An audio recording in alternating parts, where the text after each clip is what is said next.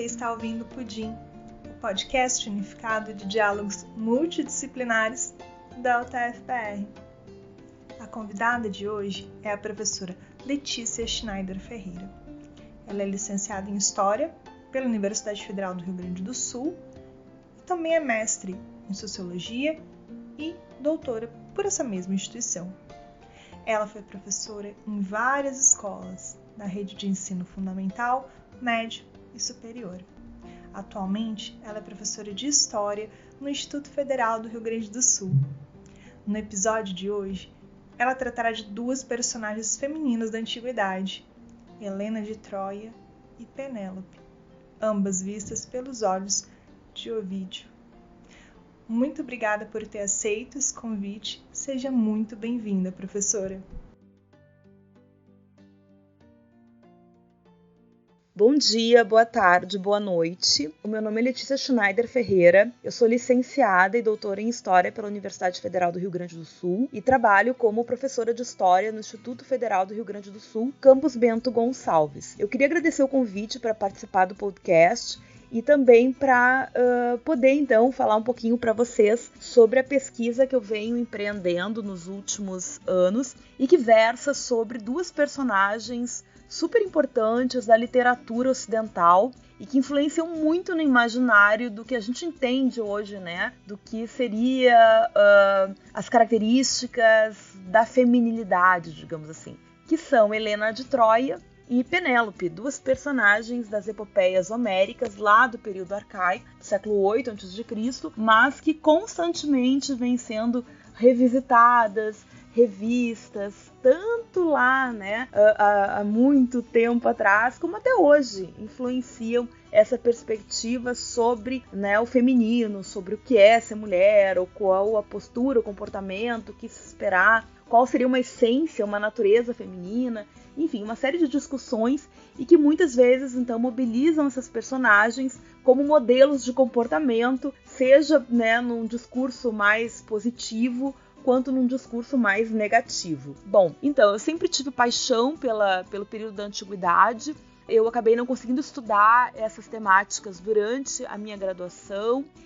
E agora, então, eu venho atuando já há uns 2, 3 anos, trabalhando, então, a personagem Helena de Troia, primeiramente, né? E agora venho também investigando um pouquinho a Penélope, porque são personagens que são construídas mais ou menos no mesmo período, né? Nessas epopeias, então atribuídas, né, a este Aedo, a este poeta Homero, que, enfim, né, há uma contradição, há uma controvérsia, se ele realmente existiu ou não, se foi um poeta ou vários, enfim, há uma série de produções nessa área, não vou me estender sobre isso, mas o fato é que essas duas personagens, então, são mobilizadas ali e depois recepcionadas, discutidas em vários outros trabalhos de autores diferentes, né, do período greco-romano. Bom, particularmente eu estudo com mais ênfase um poeta romano do período inicial ali do Império de Augusto, chamado Públio Ovídio Naso. O Ovídio, ele nasceu em 43 a.C. e faleceu em 17. Ele é um poeta muito versátil, muito profícuo. Ele escreveu, então, uma série de trabalhos de formas muito diferentes. Então, as obras mais conhecidas dele são as Metamorfoses, a Arte de Amar, né? São obras incríveis, muito interessantes. Então, a Metamorfose trabalha uma série de narrativas mitológicas. Muito do que a gente conhece da mitologia grega é graças à recepção do Ovídio, né? Também a Arte de Amar é uma obra que é como se fosse um manual de como conquistar, né, a mulher amada. Ou mais tarde também ele também tem um outro adendo ali no qual ele explica às mulheres como elas deveriam, então, manter, né, a sua aparência física bela para serem atraentes. Enfim, o Ovídio trabalhou com várias questões aí, com poesias elegíacas. É realmente um escritor brilhante, um autor brilhante, apesar de eu ser suspeita para falar.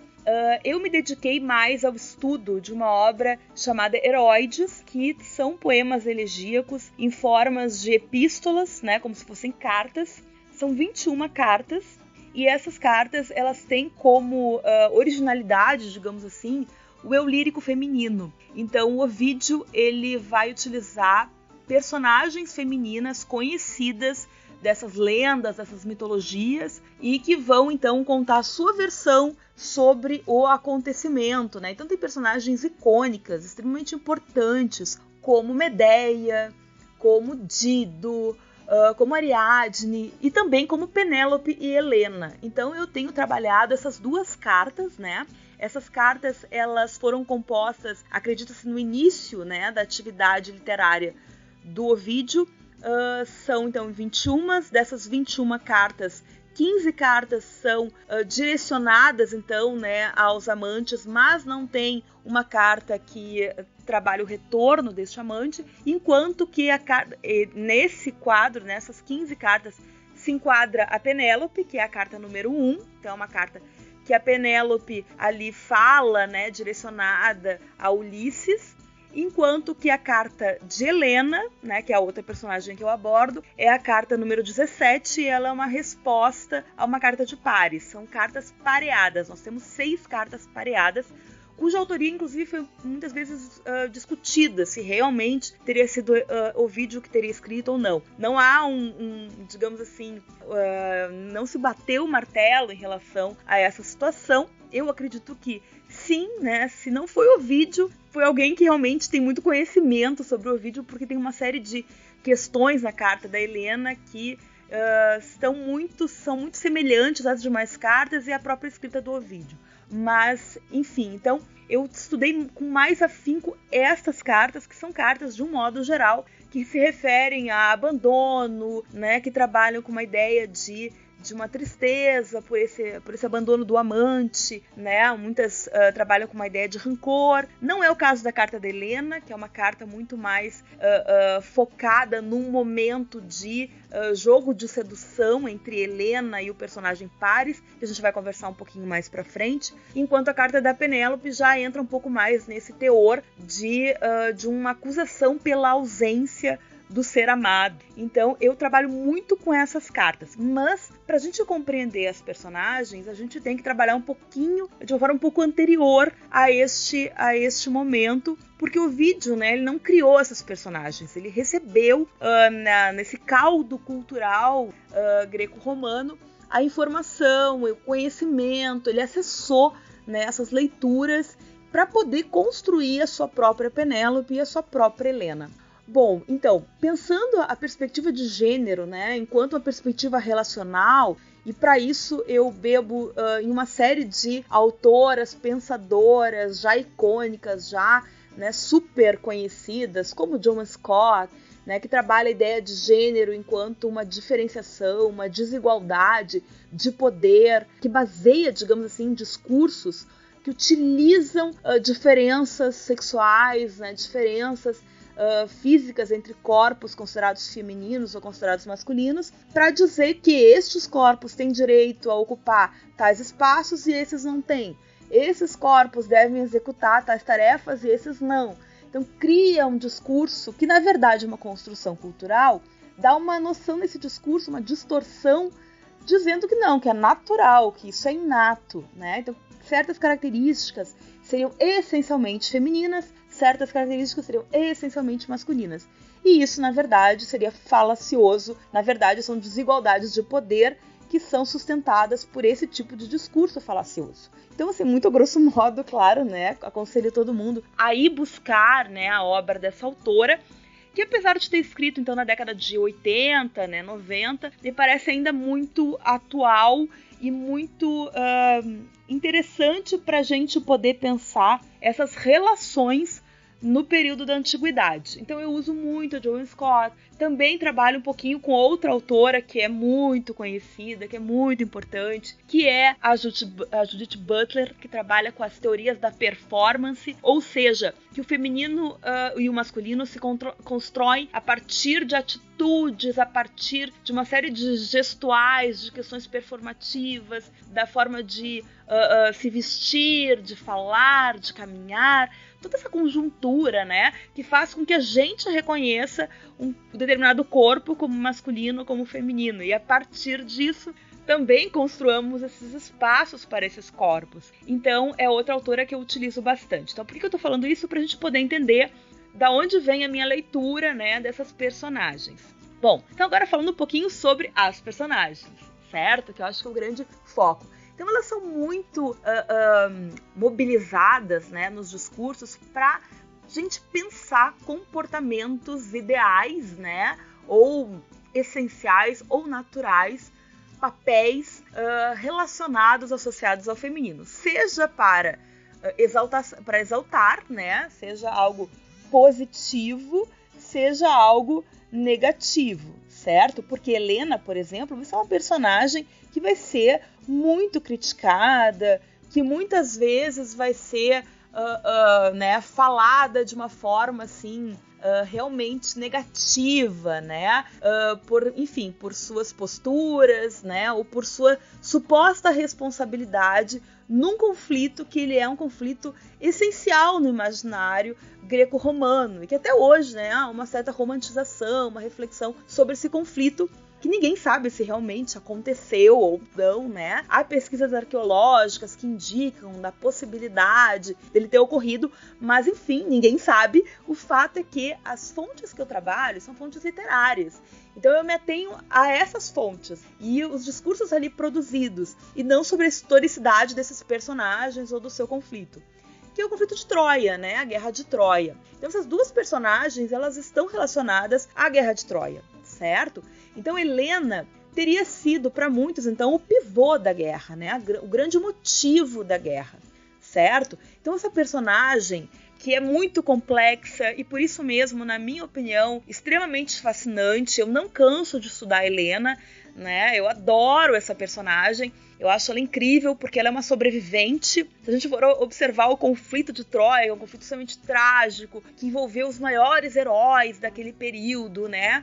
Como, por exemplo, Aquiles, Heitor, Enéas, né? Entre outros, Diomedes, enfim, o próprio Odisseu, né? Marido de Penélope. É um conflito, então, que vai acarretar na situação, desculpa o spoiler, mas de muitos desses heróis morrerem durante o conflito. E Helena, que teria sido a grande causa, né, para muitos, ela seria uma sobrevivente, ela vai sobreviver ao conflito. Apesar de eu estar aqui dando esses spoilers, eu acabo então dizendo para vocês também buscarem essas obras, né, como Ilíada, como Odisseia, que são clássicos da nossa literatura e que, enfim, devem sempre ser revisitados. Falando da Helena, então, né, a Helena, ela é tão complexa que seu próprio nascimento gera dúvidas, né? Então, a mãe de Helena, que na maior parte das narrativas seria Leda, tem algumas narrativas que dizem que, então, que foi uma outra personagem, uma deusa, enfim, mas a narrativa mais conhecida, mais recorrente, Helena é filha de Leda, uma mortal de uma beleza impressionante, que acaba seduzindo Zeus, o que não precisa muito, né, porque Zeus é uma divindade que é bastante né, se atrai por muitos, se apaixona com muita frequência, né, tanto por mortais quanto por divindades, enfim. O fato é que Leda desperta esse interesse de Zeus. Zeus vai, então, para enganar essa jovem, ele vai se transmutar em cisne, eles vão ter uma relação, né? Bom, aí vocês imaginam como isso é possível, parece um tanto quanto estranho, né, aos nossos olhos nos dias de hoje, século XXI, mas para o imaginário período arcaico, da Grécia Antiga, também em Roma, isso era numa narrativa, enfim, dentro da conjuntura mitológica, né? Então, a partir desse relacionamento, no mesmo dia, né, Leda ia casar com o rei de Esparta, Tíndaro, e ela também vai ter, então, né, sua noite de núpcias com o seu marido, e desses relacionamentos, então, teriam sido geradas 4 crianças, sendo que 2 seriam semideuses, né, filhos de Zeus, Helena e Pólux, um dos Dioscuros, e os outros 2 seriam Clitemnestra e Castor. Então, estes personagens, então, mostram quanto é dúbia, né, a figura de Helena. Por quê? Porque, apesar da sua paternidade, em geral, ser atribuída a Zeus, muitas vezes ela é atacada em outras narrativas sendo chamada de Tindária, querendo tirar essa imortalidade de Helena, certo? Então ela seria Tindária, ou seja, filha de Tíndaro, filha de um mortal.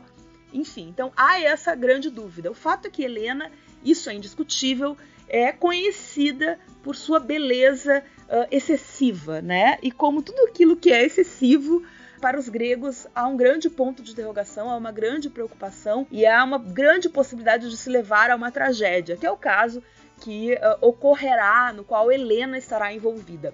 Então, Helena é uma personagem, de fato, muito interessante. Se a gente for pensar no feminino deste contexto, né, no caso da Helena, uma mulher nobre, a gente também tem que pensar que nós temos essas camadas quando a gente fala de mulheres, seja hoje em dia, seja na antiguidade, a gente tem várias camadas, né? As mulheres não é um grupo homogêneo, né? Nós temos as mulheres nobres, no caso, né, deste período, as mulheres que são escravizadas, as mulheres livres que vivem no campo, enfim, né, as mulheres estrangeiras, né, uma série de figuras, né? No caso da Helena, é uma mulher nobre. E a gente percebe, né, nos discursos, lembrando que todas essas obras que a gente acessou, essas fontes, são fontes escritas por homens e não por mulheres. Mas isso não invalida a gente pensar, bom, de que forma essas mulheres são representadas nesses discursos masculinos. Então, claro, a gente tem que ter digamos, um filtro, né, para fazer essa análise. Mas isso não invalida o texto e todas as lacunas ali que a gente pode, então, se apropriar da forma como as mulheres eram, então, trabalhadas e representadas. Então, Helena, enquanto uma mulher nobre, esperava-se o quê? Que ela fosse, digamos assim, um elo importante político, ou seja, que ela se estabelecesse um casamento importante, né, para essa personagem, e que também ela fosse, digamos assim, a grande senhora, administradora, digamos, do âmbito doméstico. Então ela teria responsabilidade sobre determinados afazeres, né, como o controle das dispensas, como o ato de tecer, de tear, né. O tear, ele é um instrumento essencialmente vinculado ao feminino, né, nos discursos da antiguidade.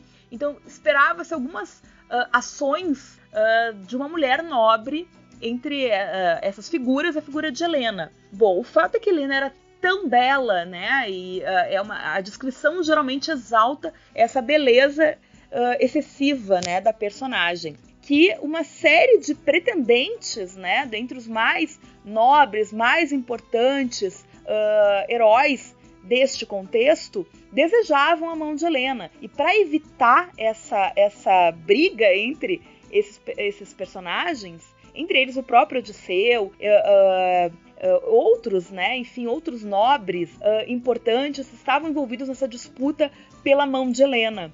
Para, enfim, né, evitar uma guerra, Tíndaro, então, que era seu pai mortal, né, o seu representante, enfim, mortal, ele vai permitir que Helena, por exemplo, opte por quem será o seu cônjuge. E Helena vai escolher Menelau, que será, então, né, por meio desse casamento, vai se tornar rei de Esparta, e que era irmão de uma das lideranças mais importantes daquela região, né, que era o rei de Micenas, que era Agamemnon, que vai acabar desposando a irmã de Helena, Clitemnestra. Bom, então Helena vai casar com Menelau, e toda a situação, enfim, que vai envolver que vai levar a esse conflito, inicia, então, né, com a chegada do príncipe troiano Paris, que era conhecido por sua beleza, enfim, que tinha sido um filho recém-descoberto, digamos, no sentido de que, devido a uma profecia, se sabia que Paris poderia levar, enfim, à queda de Troia, né, ou Ilion, né, também, que era a forma como se denominava Troia, e por isso Ilíada, né. Então, Paris, ele teria sido deixado para morrer, né, por causa dessa profecia, porém ele sobrevive e retorna, então, né, e é reconhecido, ele é criado como pastor e é reconhecido como príncipe troiano. Em uma viagem a Esparta, né, ele vai se hospedar na casa de Helena, certo? Menelau vai ter que se ausentar por questões prementes, enfim, importantes, ele tem que se dirigir a Creta, e ele deixa, então, né, a sua esposa sozinha com este hóspede. A perspectiva da hospedagem era muito importante na visão da antiguidade, ou seja, né, há uma série de questões de respeito, enfim, né, que o hóspede deveria proceder, ter um determinado tipo de comportamento, assim como o hospedeiro. Mas o fato é que o Paris vai descumprir, né, essa perspectiva, e aí fica a grande incógnita, né, se Helena teria se apaixonado por Paris e fugido com ele a Troia, ou se Paris teria sequestrado Helena, que já quando adolescente há uma narrativa de que ela já teria sido sequestrada por um outro grande herói, né, importante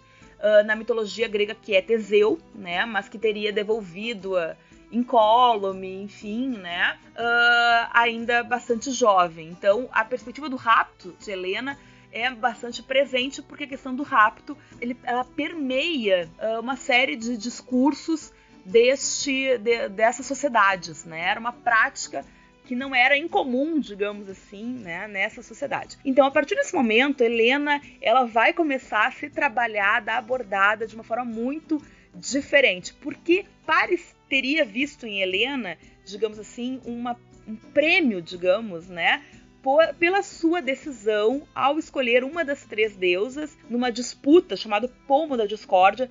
3 deusas, Afrodite, Hera e Atena, estariam concorrendo para saber qual seria a mais bela e solicitam a Paris, que naquele momento estava ali como um pastor, enfim, para escolher qual delas seria a mais bela. Ele escolhe a Afrodite, que teria lhe oferecido então a mão da mais bela mortal existente na Terra, que seria então Helena. Então Paris sentia-se, digamos assim, né, sentia essa autorização, digamos assim, para tomar Helena para si. Então nós não sabemos exatamente, né? Cada versão é uma versão. Então é difícil a gente compor essa personagem. Então, na Ilíada, por exemplo, Helena é uma personagem na qual a narrativa parece isentá-la, em certa medida, de ter, né, cedido, digamos assim, a essa...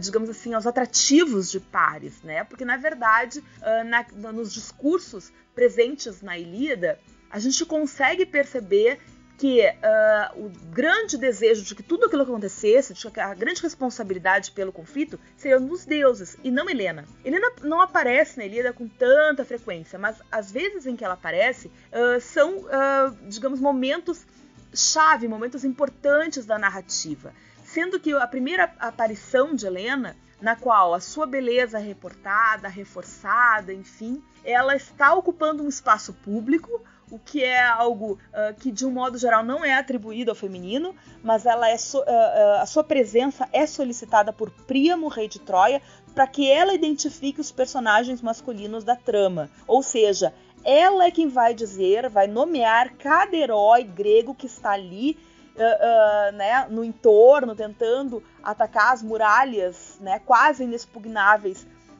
de Troia, no 10º ano do conflito, e a Helena, então, cuja voz trabalhará esses nomes e indicará cada um desses personagens, as suas principais características, a sua importância, né, naquela narrativa. Então, Helena, em determinado momento, né, fala-se ali naquela obra, na Ilíada, que Helena não seria a responsável. Príamo dá voz a esse olhar, que na verdade a responsabilidade seria um dos deuses que sempre desejaram então aquele conflito, que utilizaram, digamos assim, Helena quase como um peão, digamos, nesse processo. Então a gente percebe nas entrelinhas essa, digamos assim, essa forma mais tênue de trabalhar a personagem, que inclusive em determinado momento contesta, né, os desejos de Afrodite, né, que responde a Paris, mostrando uma certa rebeldia, mas que depois recua no momento em que acha que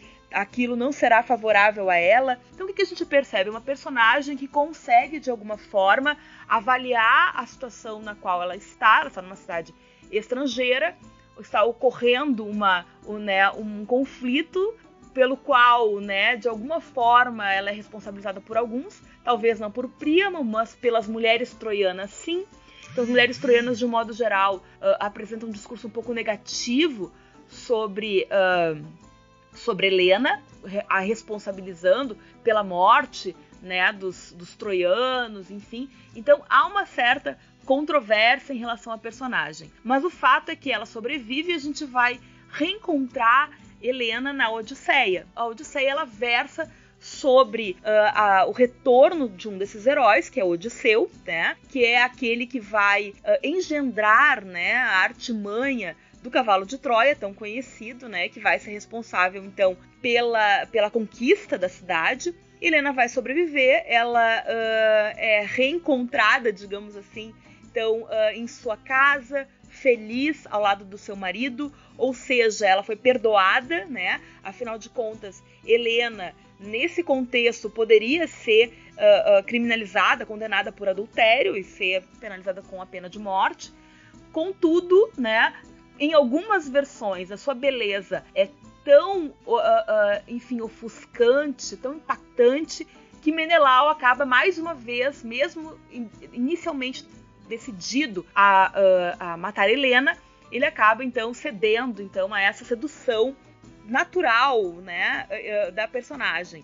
Então Helena também acaba então acaba sobrevivendo, e na Odisseia ela aparece então no canto quarto, conversando então com o filho de Odisseu, que está procurando pelo pai, procurando informações do pai, e que vai até Esparta perguntar a Menelau e Helena o que eles sabiam então sobre Odisseu, e é Helena que vai falar sobre a artimanha do cavalo de Troia. Então, mais uma vez, a personagem, né, com o poder de fala, digamos assim, né?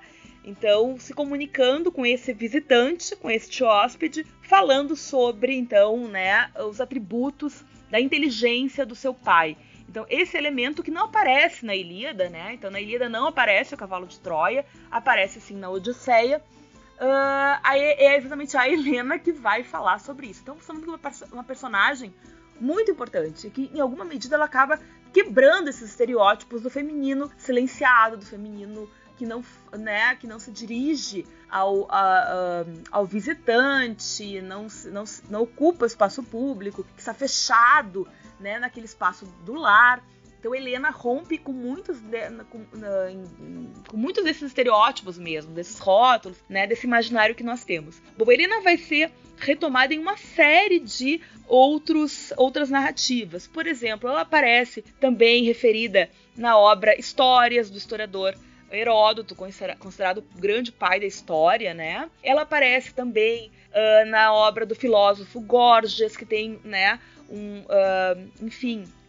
escrito, né? Ele é autor do que a gente chama de Elogio a Helena, certo? No qual ele vai elencar uma série de fatores interessantes e que também nos deixam observar algumas questões sobre o feminino. Então, ele vai fazer um elogio a Helena, o que já nos deixa depreender que Helena talvez fosse uma personagem um tanto quanto mal vista ou criticada, né, na sociedade grega em especial, no sentido de que ele está tentando trazer argumentos e mostrando a sua excelência na prática argumentativa, tentando elogiar a Helena. Então, se ele quer elogiar a Helena, a gente supõe que a Helena era bastante criticada, né? Então, como é que ele elogia a Helena, que a gente também pode pensar um pouquinho sobre o feminino naquele contexto? Ele vai elencar uma série de elementos desculpando, digamos, em certa medida, a Helena pelo conflito. Então, o que ele vai dizer? Ele vai dizer que Helena, enquanto mulher, ela não poderia ir contra o que os deuses, digamos assim, indicaram, né, como desejo dessas divindades, que era a guerra. Digamos assim, um pouco vinculado com aquilo que o poeta Homero, né, o Aedo Homero, teria colocado na Ilíada, certo? Então lá na Ilíada apresenta essa perspectiva de que os deuses, as divindades desejavam a guerra. Então, se as divindades desejavam a guerra, uma mulher não poderia se contrapor a isso, assim como não poderia se contrapor, segundo Gorgias, a violência à coação masculina, né? Então Helena, caso ela tenha sido raptada por Paris, ela não poderia ceder. Como ela poderia se negar?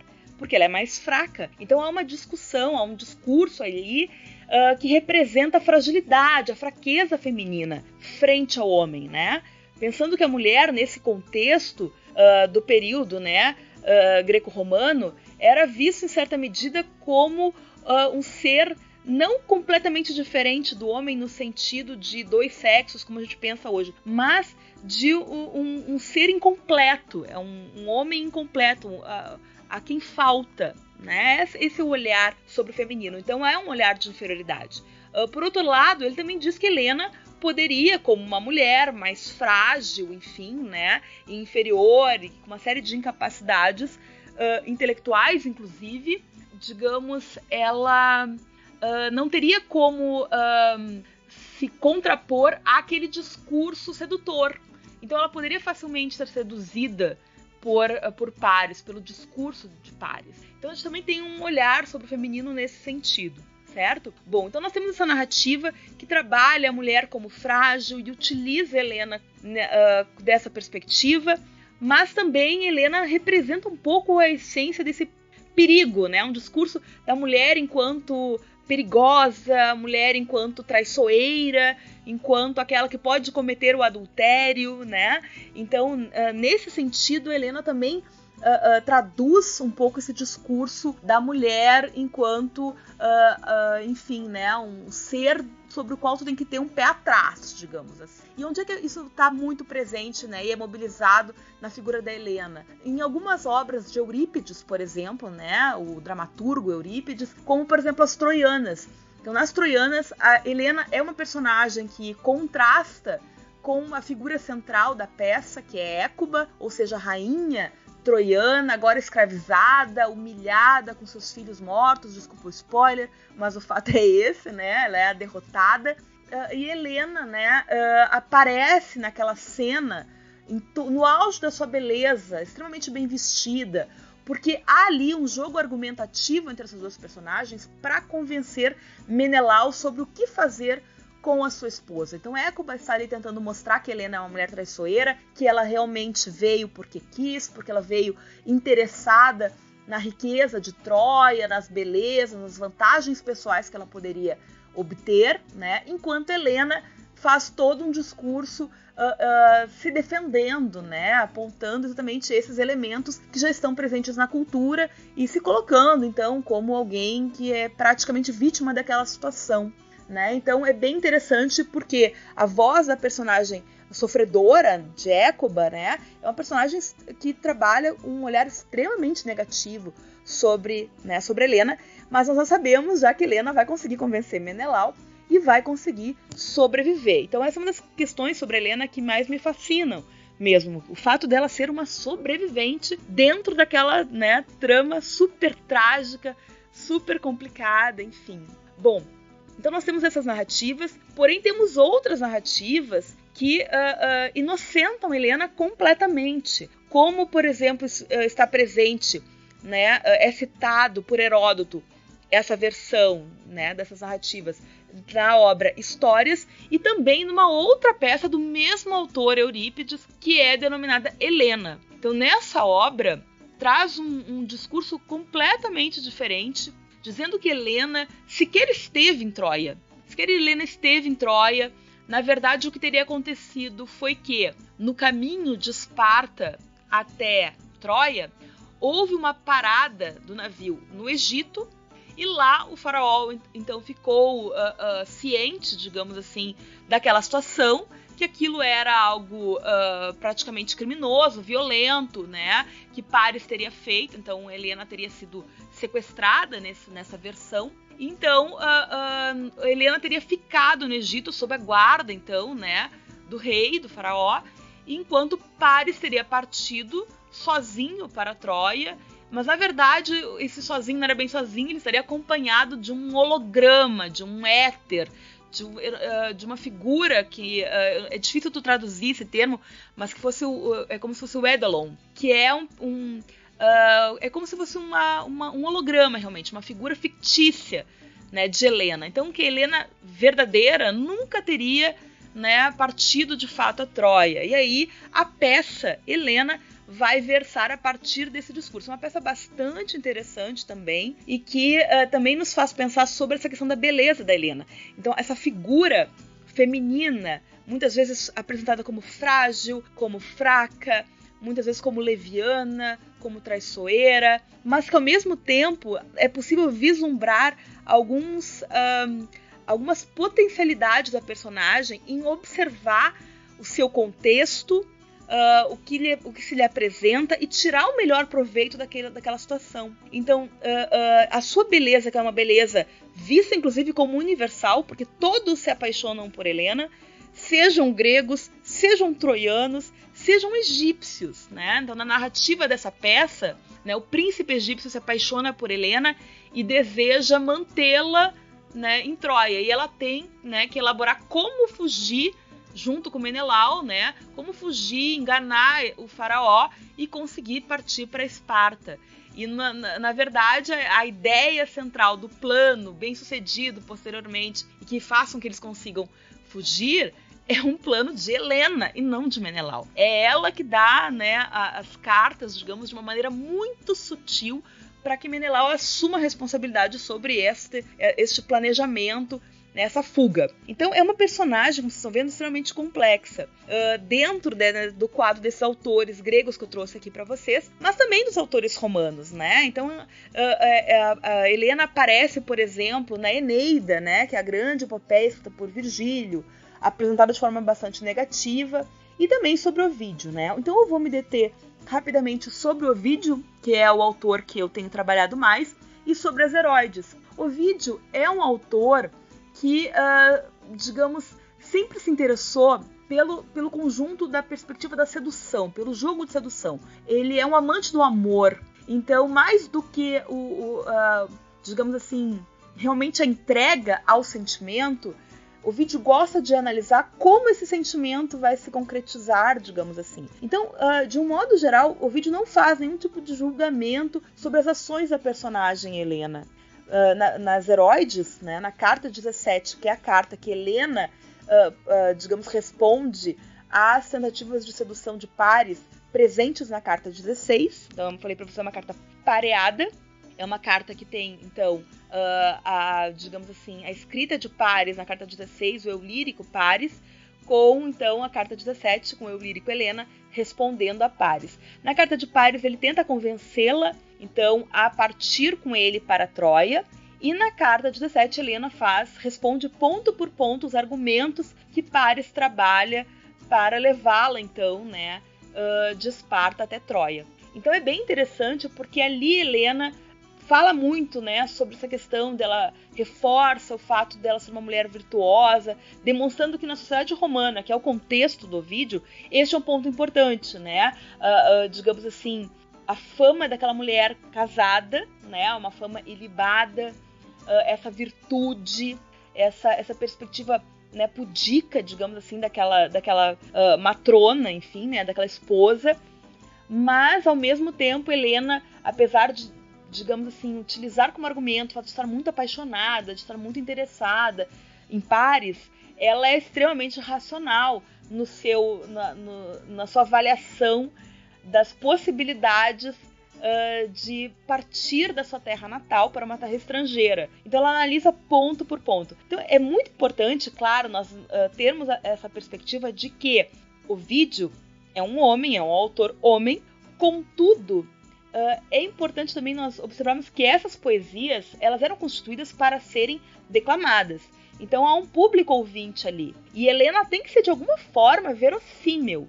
Então me parece que, apesar de, claro, nós termos que ter essa crítica, né, à nossa fonte, que é uma fonte escrita por homens e que, de um modo geral, será ouvida por homens também, essas personagens, elas têm que ter uma certa consistência, né? Suas ações e sua fala tem que ter uma certa consistência. Então, o que a gente percebe na Helena Ovidiana presente nessa carta, na carta 17? Uma personagem que, de alguma forma, apesar de todas as limitações, as restrições sociais impostas sobre o feminino, consegue enxergar algumas lacunas, alguns espaços de atuação para o seu benefício próprio.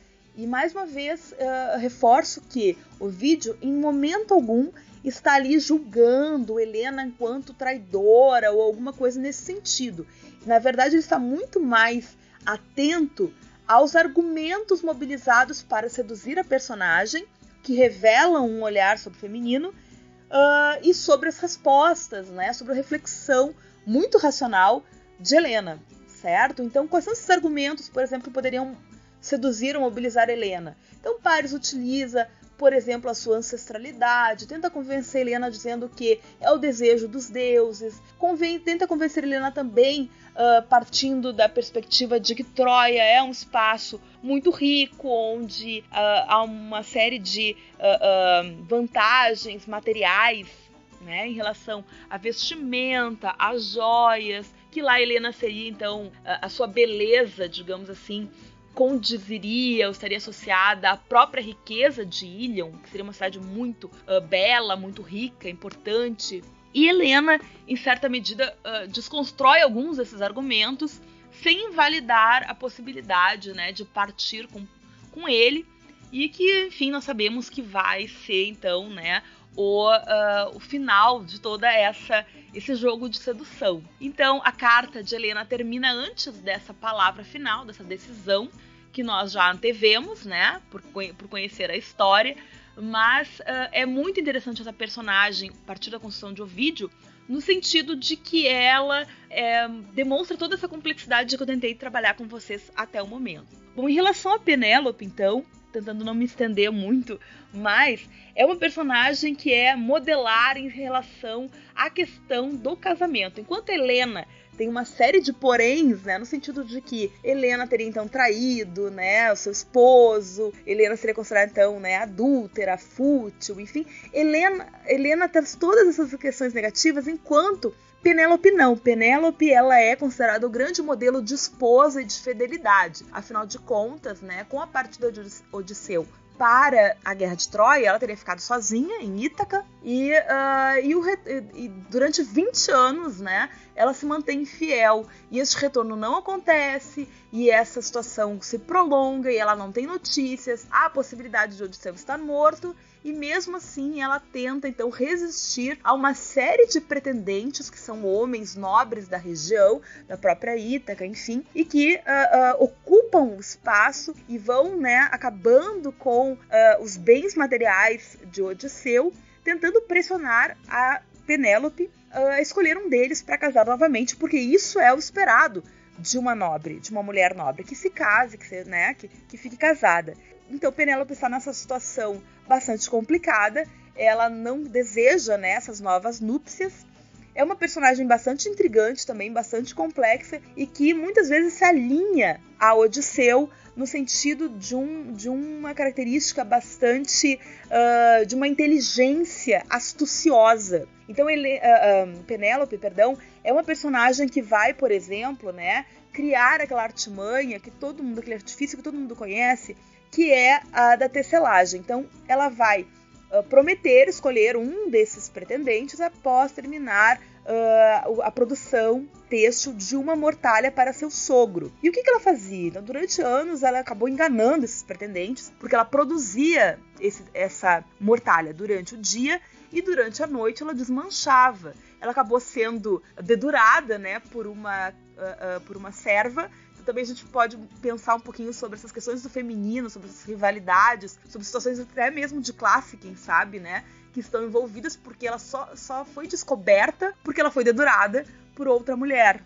A gente não sabe exatamente por quê, o que aconteceu, mas isso está presente na Odisseia, que é a obra que trabalha com Penélope de uma forma mais aguçada, né? Bom, então, durante todo esse tempo, né, Penélope vai tentando protelar, tentando adiar essas novas núpcias, enquanto depois a gente vai acompanhando, né, a tentativa de retorno, esses 10 anos de retorno, são 10 anos de guerra e 10 anos para o retorno de Odisseu. E quando Odisseu realmente chega, né, consegue chegar, ele primeiro precisa se esconder o seu nome, porque ele está numa situação de inferioridade, né, frente aos numerosos pretendentes. Ele precisa, né, montar um plano para conseguir de fato se sobrepor, né? E aí a gente vai ter, então, no final da história, desculpa o spoiler, tá? Mas enfim, nós vamos ter a chacina desses pretendentes, né? Odisseu vai vencer e vai se reencontrar com Penélope. Então é no último momento que ele se revela de fato a Penélope. Há uma série de questões ao longo da narrativa que nos fazem duvidar se Penélope saberia ou não antes da revelação que Odisseu era Odisseu, porque ele chega disfarçado de mendigo, ela vai ter contato, vai conversar com esse mendigo, perguntando notícias de Odisseu, enfim. E logo depois ela vai propor uma última aos pretendentes, né, antes da chacina final. Ela pergunta para eles, então, se ela poderia propor uma última tentativa, digamos assim, uma disputa para a escolha ser realizada, que era a prova do arco, que era uma habilidade, né, era um arco específico que só Odisseu conseguia manusear.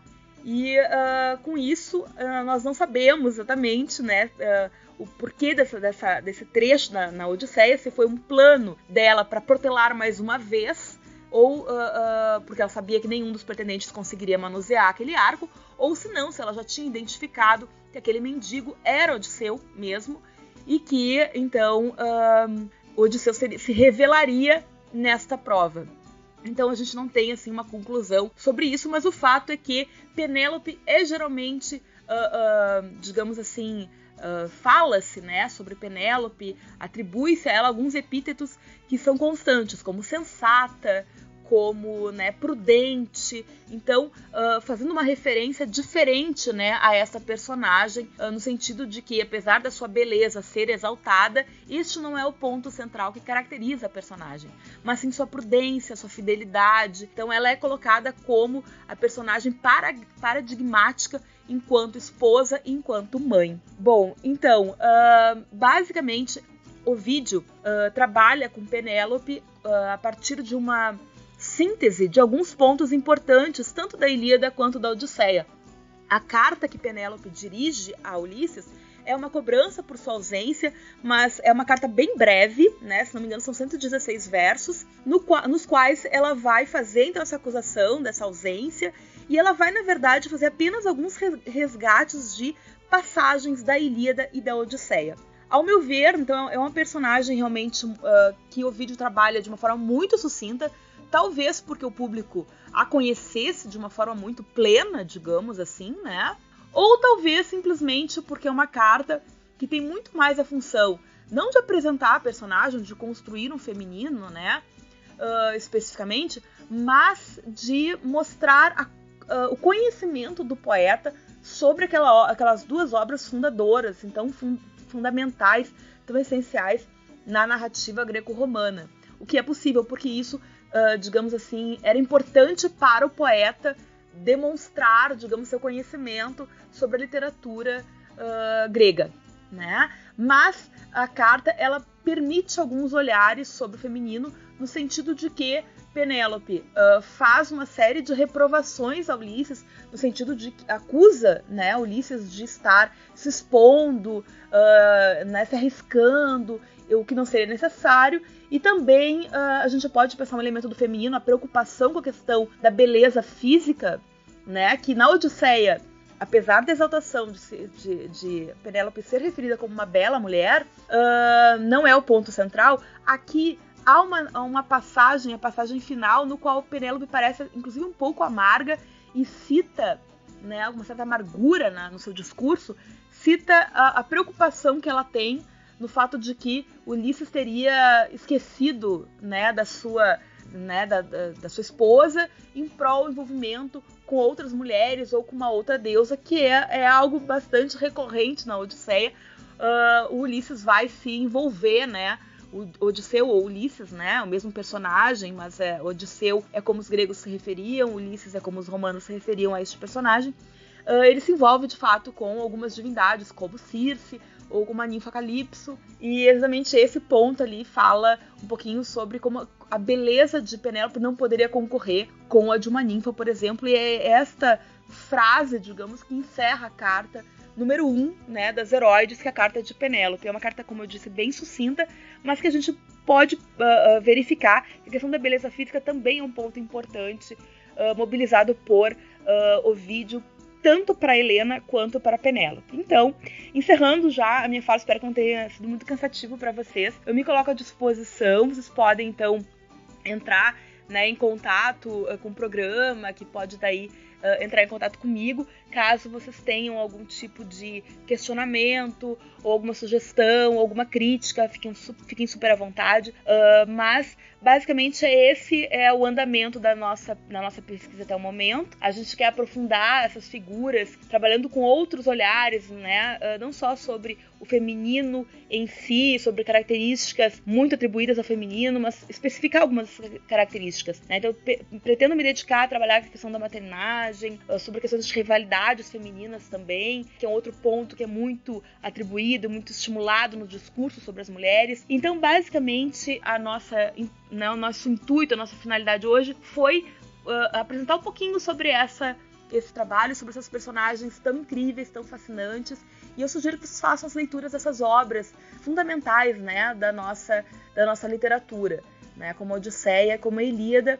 E agradeço, então, né, a todas e todos que ouviram até aqui, e também a equipe, né, que entrou em contato, a equipe do podcast. Muito obrigada, então, por essa oportunidade.